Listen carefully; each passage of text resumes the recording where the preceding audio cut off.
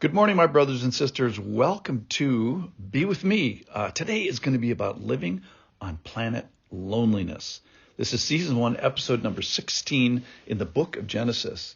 So in today's passage, we're going to encounter the first problem on the earth, the first thing that was not good, and that was relational isolation.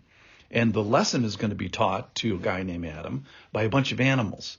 The solution is going to be something that for the first time is not designed from dirt. It's designed of him and for him, and it's the answer to his need of loneliness.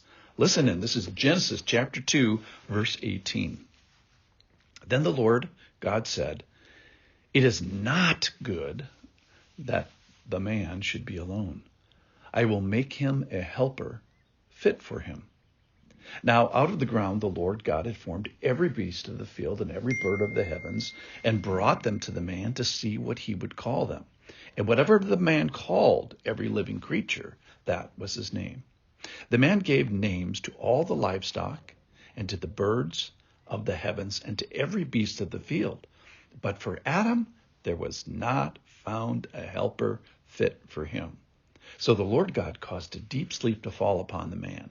And when he slept, he took one of his ribs and closed up its place with the flesh.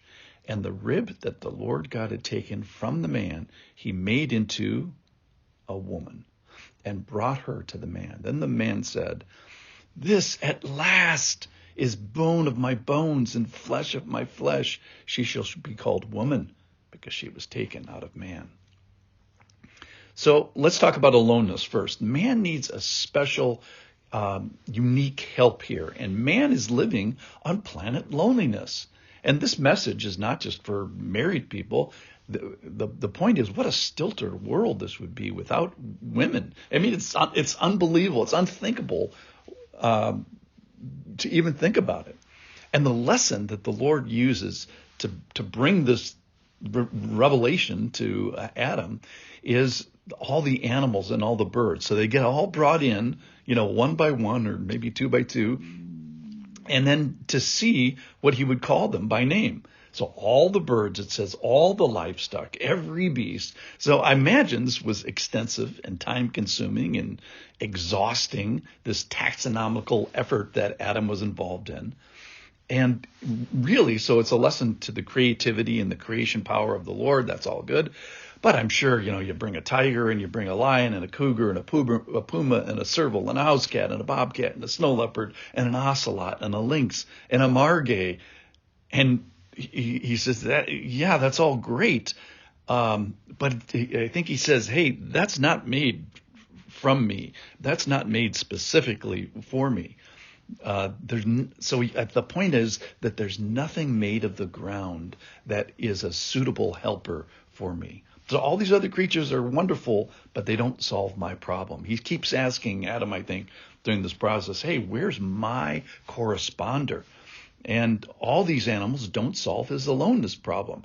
And I think that he was lonely before, but after this exercise, he was really lonely. So all those creatures are wonderful, let's say the lynx. And in fact, it just gave poignancies and emphasis to his particular aloneness as he realized that they're not specifically made for me and from me. It doesn't solve his problems. All right, so let's turn our attention now to women.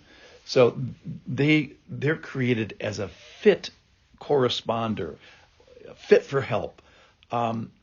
And what is it that draws women and connects women to men? It's need. It's inadequacy of man. It's the difficulty and the loneliness of man. So she is made from him. She is made for him. She is part of the team. She is taken from man. And only with God can that which is made from you be made for you. And the only creature fabulous enough to not be made of dirt, or at least not directly from dirt, is, get this, women. So she is the answer to the first relational problem on the planet, and she can be answering this question of aloneness.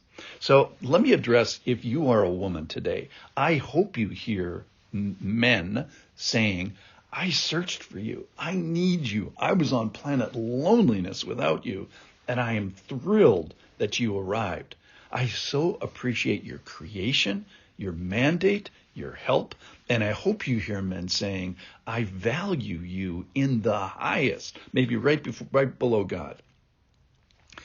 And I hope, if you're a woman, I hope that you can hear God himself saying, hey, I designed you specifically. I made you with a purpose. I made you from man and for man. You are of the highest value. You are the ultimate creation. You are my first big rescue mission to the planet loneliness. And I, the Lord, revel and rejoice in this. So if you're a woman, I hope you look to where you can help and look to who you can help, to whom you can help.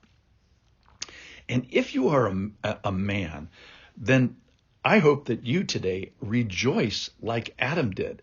Yes, finally, at last, eureka, ta-da. Without this aspect of creation, without the female part of mankind, you would be living on planet loneliness.